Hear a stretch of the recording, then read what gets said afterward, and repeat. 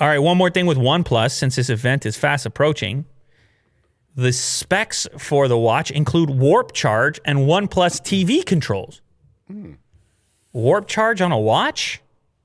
I guess they can call anything warp charge, and smartwatches tend to charge pretty quick because the batteries are usually smaller. They don't require as much battery. Unfortunately, the OnePlus watch will not ship with Wear OS pre-installed, but a recent leak has proposed a series of specifications for the wearable.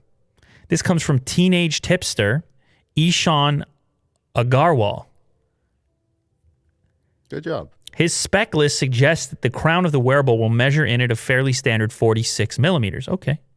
Sleep, stress, blood saturation, and heart rate tracking, 4 gigs of internal storage, IP68 water and dust resistance, plus the ability to auto-detect workouts.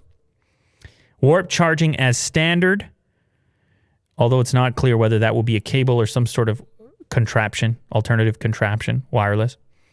20 minutes of charging is said to provide 1 week of battery life. That's my number one thing with smartwatches is like how power efficient are they? Yeah, you don't want to be charging. It's the every night charge. It gets me every time. Yeah.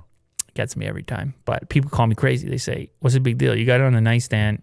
What's the big deal? What's the big deal? They don't know how tired I am when I get there. I don't want to be... Imagine I get there, I'm unstrapping.